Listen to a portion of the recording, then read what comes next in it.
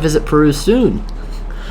I think we have enough people to begin the lesson, so I'm going to play the video for you. Listen for the 10 idioms, and as you're watching, I want you to think about what they might mean, and I'll give you a chance to write down what you think. Hello, Fariha Asim from Pakistan. Again, I'm sorry if I'm saying all of your names wrong. English is my specialty, so I'm going to get started with the video, so please enjoy. Hey Dad, can you come help me? I can't figure this math problem out. Sure, son. Let me take a look. Oh dear. I'm sorry, son. I don't know what this is. Math was never really my strong suit. I was always more of a bookworm, see? Oh no, Dad! Jeepers! What should I do?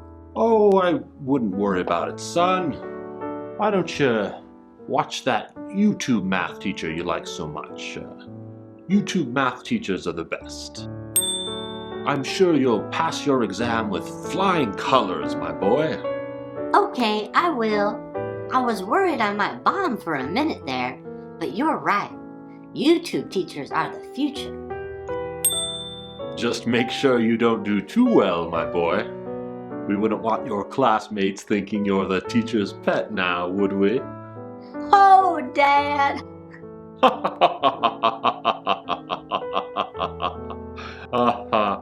Yes. Well, since you can't help me with math, would you mind helping me with this poem? It's Birches by Robert Frost. Oh, of course, son. I know that one by heart. Great! I accidentally left my book at school. What's the first line, Dad? Yes, of course. The first line, when I feel birches lean. Oh, no, it's, when I hear birches curve. That's not it either. You know what, son? I'm actually drawing a blank. Oh, Dad. Looks like I might have to pull an all-nighter. Indeed, son, and with hard work comes hard results. Or I could just ditch class tomorrow. What was that? Nothing, Dad. I'd better hit the books. Thanks for your... Thanks, Dad. Yes, do that. Good job, boy. I'll see you later. All right, so I hope you enjoyed that little skit that I put together for you. Sorry there were no appearances by Bob or Sandy, but I figured a father and son would be good for this one. So since there's a 20-second delay, what I'm going to do is I will go through the video again and I'll stop it. And I want you guys to write either if you know the idiom or if you think you know what it means because of the skit. And then afterwards I will tell you. I'll do 3 idioms at a time so that you have time to write what you think. So the first idiom is figure something out. So let's take a look at how that looked in the video. Hey, Dad, can you come help me? I can't figure this math problem out. Sure, son. Let me take a look. All right, so that first idiom, figure this math problem out. What do you think that means? Go ahead and write in the comments what you think figure something out means, and I'll come back as soon as I see them. Let's move on to the next one. Sure, son. Let me take a look. Oh dear. I'm sorry, son. I don't know what this is. Math was never really my strong suit. I was always more of a bookworm, see? Oh no!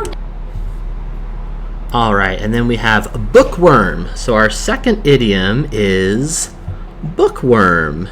If you think you know what a bookworm is, go ahead and write that in the comments as well.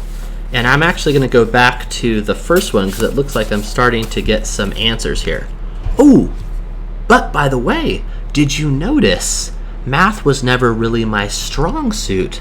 That is actually another idiom. Bonus idiom. So, sorry, I couldn't help myself.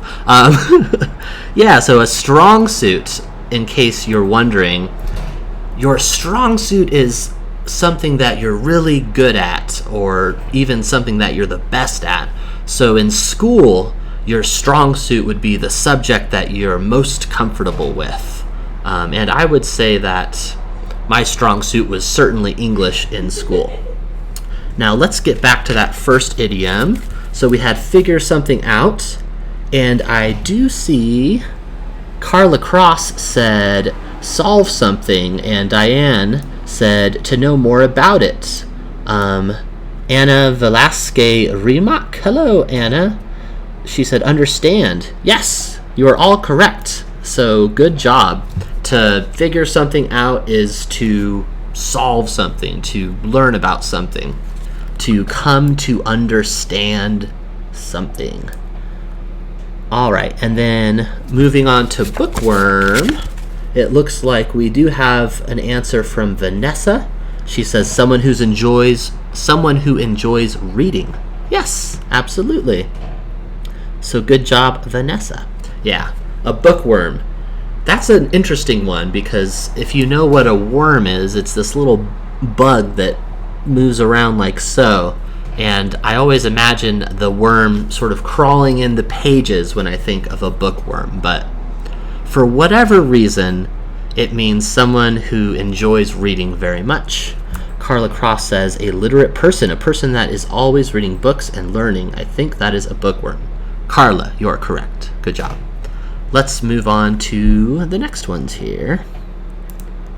Always more of a bookworm, see? Oh no, Dad. Jeepers. What should I do? Oh, I wouldn't worry about it, son. Why don't you watch that YouTube math teacher you like so much? YouTube math teachers are the best. I'm sure you'll pass your exam with flying colors, my boy.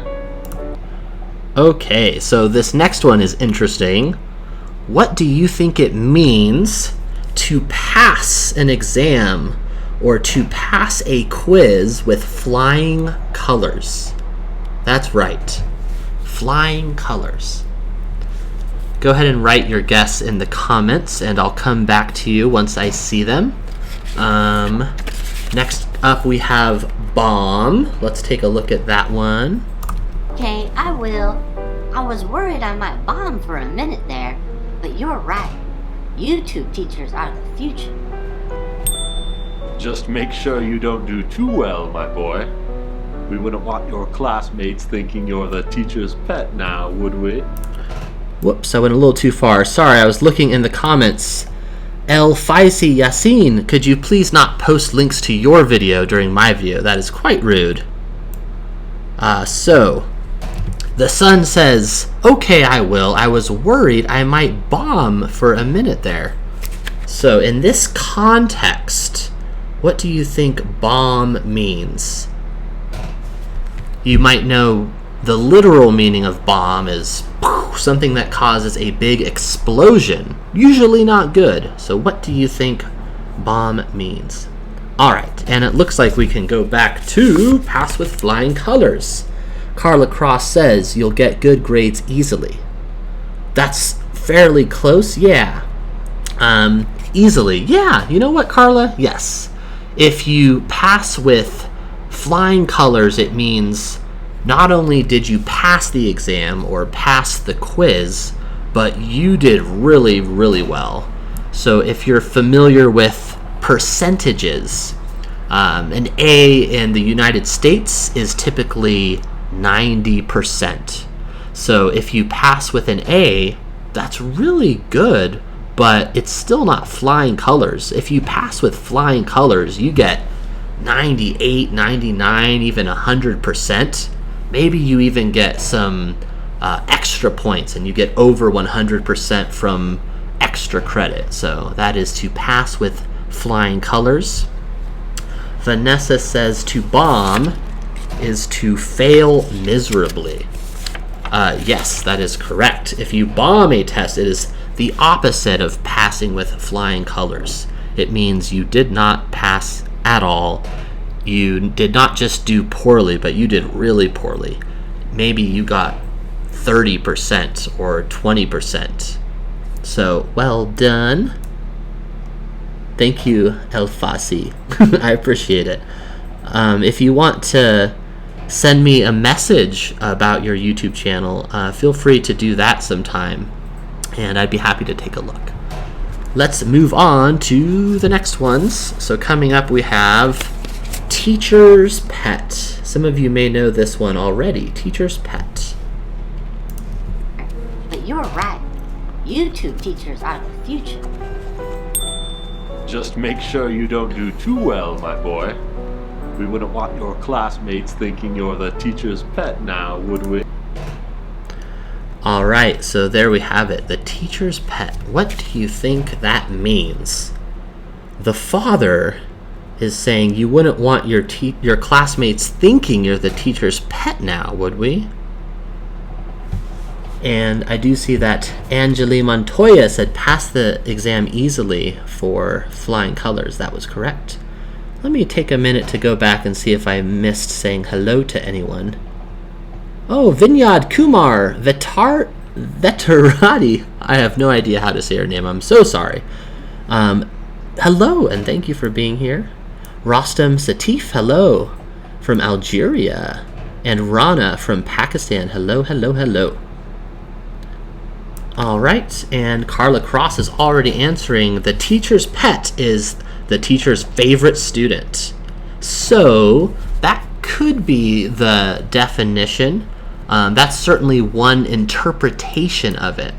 It can be either the teacher's favorite student or the student who is always trying to please the teacher. Maybe the other students think that it's the teacher's favorite student, but it certainly could be the teacher's favorite student. Good job, Carla. Oh, Dad.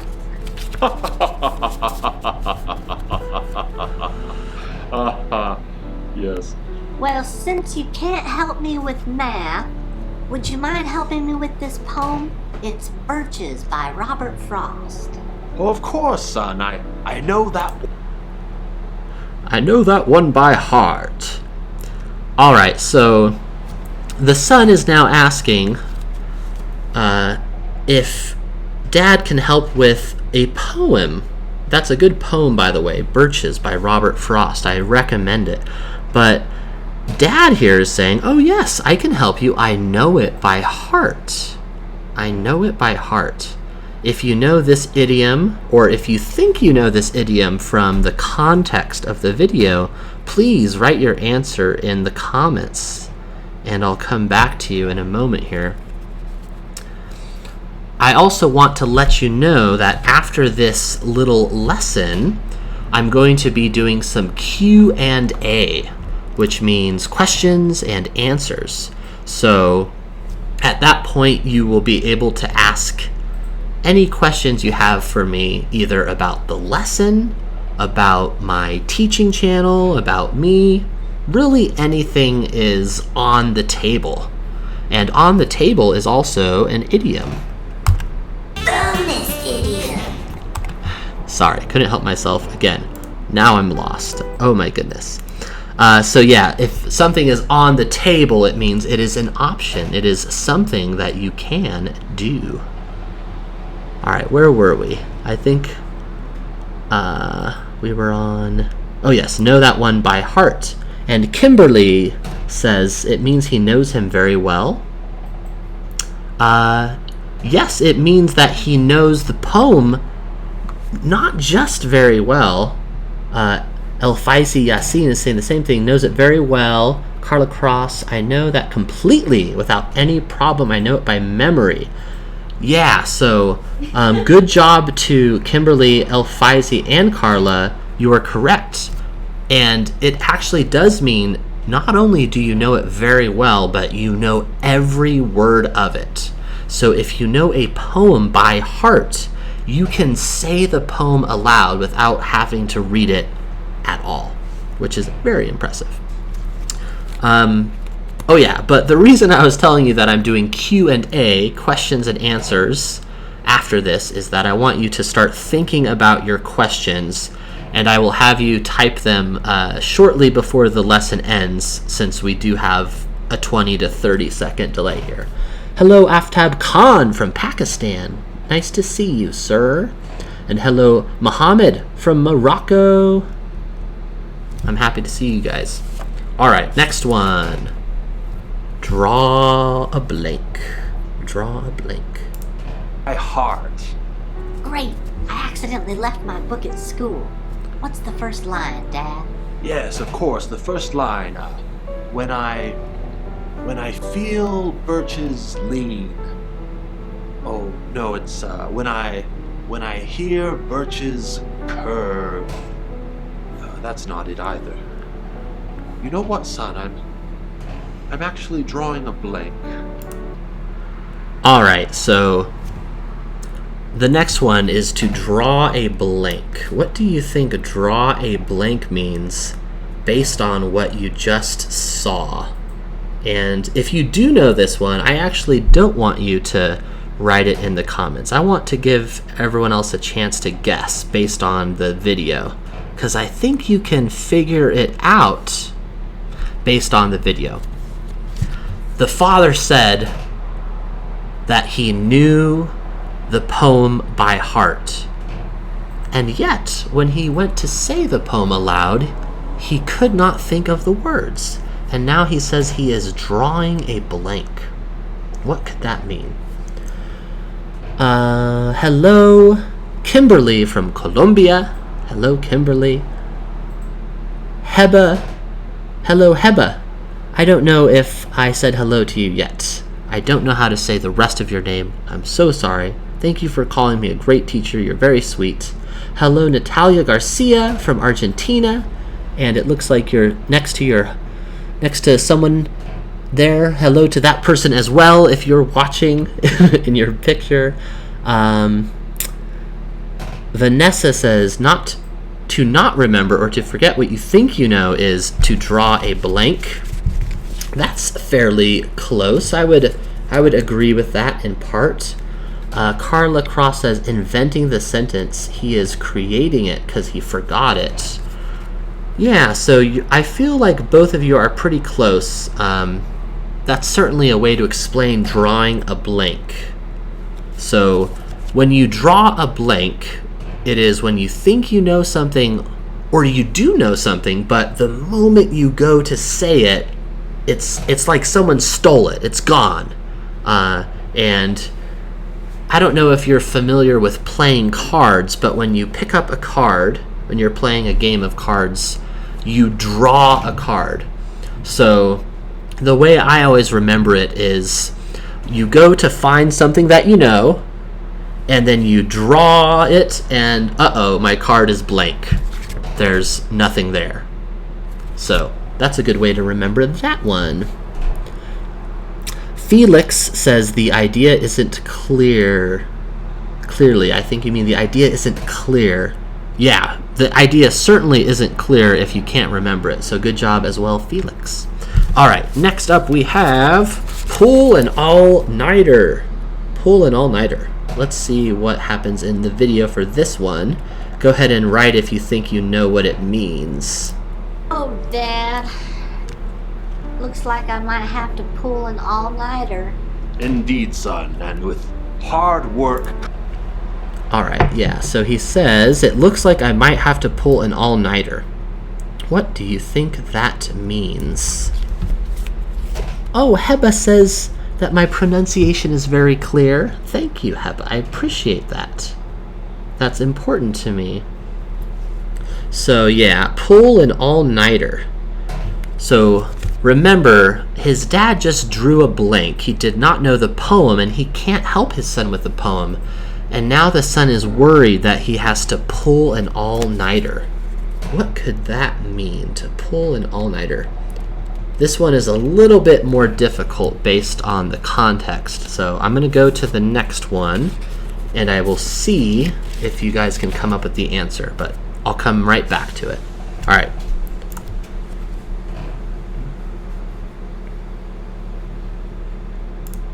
What? Son, and with hard work comes hard results. Or I could just ditch class tomorrow. Okay. So now the son is saying very quietly, in a way that he does not want his father to hear, that he may just ditch class tomorrow. Ditch class. What do you think ditch class could mean? Go ahead and write the answer, or what you think the answer could be.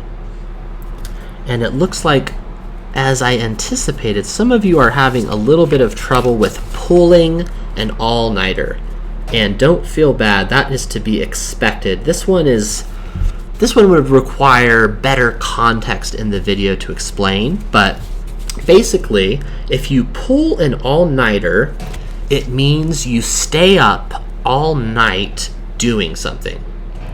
In this video, the son is talking about staying up all night so that he can study, because he doesn't know how to do his math problem. His dad couldn't help him with the poem. He's going to have to maybe find the poem on the internet. He has a lot of work to do, so he will have to pull an all-nighter.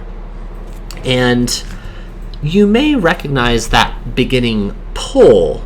So this is actually something that we use in other ways. We will sometimes have other idioms or sayings that start with pull. I'm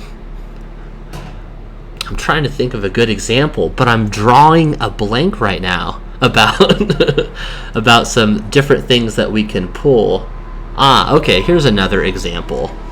There's another idiom where we say, I'm going to pull a fast one. I'm going to pull a fast one.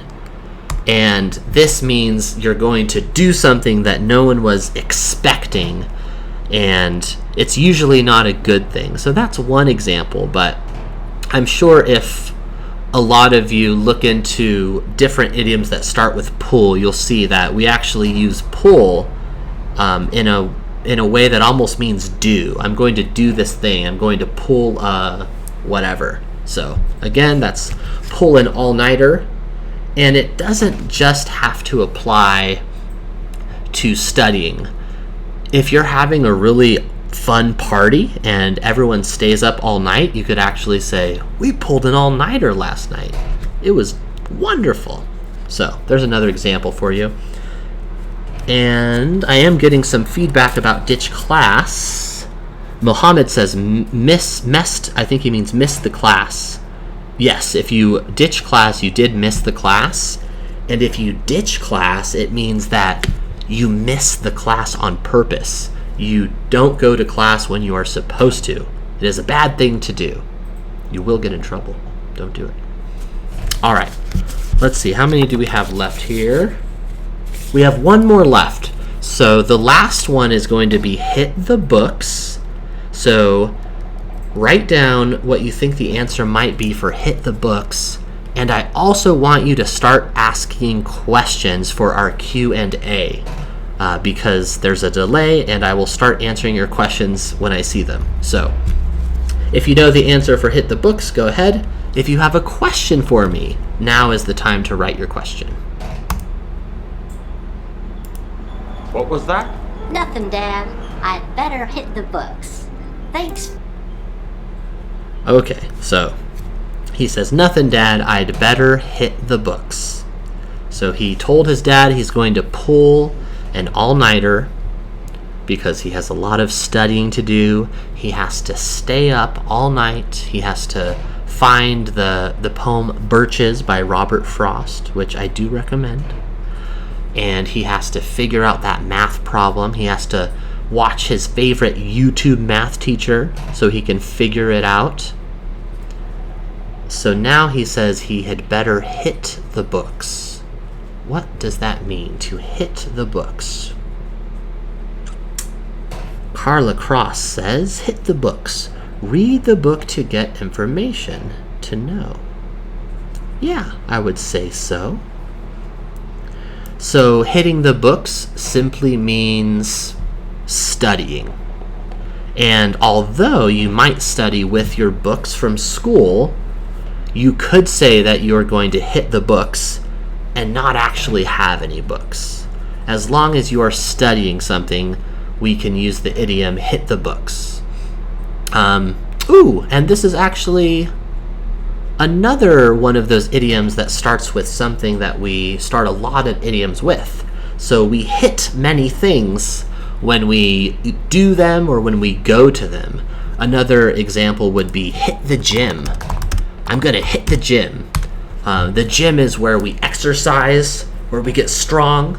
And if you say I'm going to hit the gym, it means I'm going to go to the gym. Maybe I'm driving home and I decide that I want some coffee.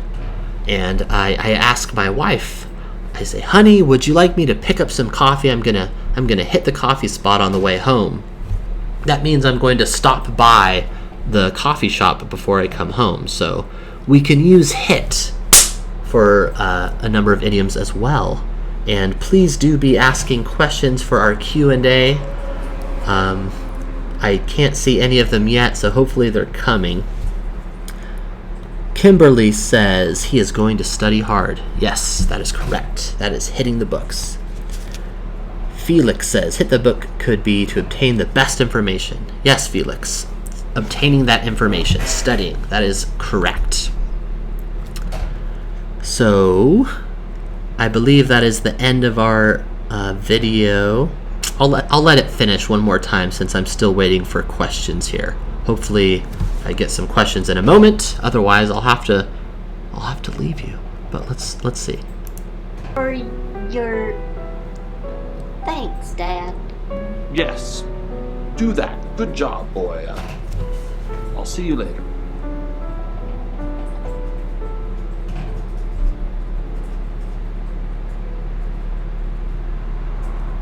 Alright, well, I still haven't received... Oh! There's a question! I was about to give up. I was about to lose hope. But there is a question from my lovely wife. What are you most excited about doing in the future for Robert Teaches English? That is a good question. I do get excited about every video. I have a lot of fun filming those videos. But I must admit that I felt an unusual amount of excitement today. When I woke up, even, I thought to myself, today is the day that I will do my first live stream. And I got really excited about doing this. So right now, the thing that I'm most excited about is doing another live stream, which I will do next month on YouTube. And I'll make sure to post and give you some more information about that. Carla says, thank you, I like your video and I'm enjoying the class. Thank you, Carla. While not a question, I do appreciate the kind words. Kimberly says, smiling with a little bit of sweat. I'm never sure what that one means, but I'm glad that you're smiling. Thanks for joining, Kimberly. Carla says, when is the next class? I don't want to miss it. If you are referring to this... If you're referring to the next live stream, I don't have a date set yet, but sometime next month, probably around this time next month. So let's see, what day is it? Today is the... I don't even know. Is it the 10th? Is it the 11th? Is it the 30th? It's the 12th, so some weekend around the 12th, probably the first or second week. Did I say weekend? That's something I actually would like to know. Would it work better for you guys if I did this on a Saturday, on a Sunday, on a Friday? It's difficult to time it because My students are all over the world, so right now it's 10:30 in the morning where I live in Colorado, but I don't know what time it is where you are. But yes, to answer your question, Carla, I don't know yet. I haven't decided, but sometime next month, in the first 10 or 15 days of the month. And I will be doing it on YouTube, so make sure to subscribe to my YouTube channel. I will also post about it so that you don't miss it. Let's see. Kimberly says, that was a nice class, teacher. I never stopped learning English. Thank you, Kimberly. You're so sweet. I appreciate it. I hope you never do stop learning English. Vanessa says, when reading a story, what is the best way to understand the theme of the story? That's a good one. And that's one that you'll be asked a lot if you're taking an actual English class at a university or something. And this one is one that I think students think too much about. So when you're thinking about the theme of the story, think big, broad terms, big words like love, fighting, violence, friendship. So if you have a story in which the focus is on two characters who come to love each other, you could simply say the theme is love. And you might need to go into more detail depending on what your teacher is asking, but the important thing is to not focus on details. A theme would not be, oh, Frank meets Sally and they spend this much time together and so on and so on. You don't want to focus on details for a theme. Cesarine, I don't know if that's how I say your name, but if it is, I like that name. Amazing live teacher. Thank you so much, Cesarine. Kimberly says, it is the smile face that I use the most. Oh, fair enough. I like to use the little smiley face with the teeth and the glasses. I think that one is fun. Hello from Kurdistan. Hello, Nihayat Gardi. I'm so sorry. I don't know how to say your name, but hopefully it's something close to that. Carla's asking, what's the name of your YouTube channel? Oh, of course. The YouTube channel is Robert Teaches English, the same as the name of this Facebook page. And I believe this is a link to subscribe to that YouTube channel. So click that. If you haven't subscribed, what are you doing? You're wasting your life. Maybe not, but please subscribe. It really is helpful. We've been doing really well growing on Facebook, and I would love to see that same number, 20,000 subscribers on YouTube. That would make me so happy. I would be tickled pink. Tickled pink, which means very, very happy. All right. I don't see any questions at the moment, so yeah, it's been close to 40 minutes now. My goodness, time has flown by. That's another idiom, by the way. Bonus idiom. When time flies by, it means it feels like it's going faster than normal. And I think for me, time is flying by because I'm really enjoying this. And time flies when you're having fun, as they say. Cesarine, thanks teacher, I'm enjoying this live. You pronounce very well my name? What? Oh, wow. I can't believe it. I'm so happy that I pronounced your name correctly. Vanessa says, will there be more kitty interactions in your future videos? I love seeing the kitties. There are more kitties to come. Yes, absolutely. I will bring Minu, our lovely cat, into more of my videos. And if there aren't any more questions, which I can't see right now, I think I'm going to say goodbye to you guys for now. Before I finish, again, please subscribe to my YouTube channel if you haven't already. I actually post more videos there than I do here. I've been posting 2 lessons every week. and I'm going to start posting 3 lessons every week on YouTube. So you don't want to miss out on that. Hit the subscribe button. It's free. It takes 5 seconds. It's a good thing to do. And thank you for everyone who has liked this page, who has watched my videos, who has shared my videos, who has written to me and said kind things. I get all sorts of sweet messages from you guys, and I really do appreciate it. And yeah, I love you guys. I believe in you, and I think you're doing a great job. I say that at the end of my videos, and I really do mean it. So thank you. I will see you guys in the next one. Bye-bye for now.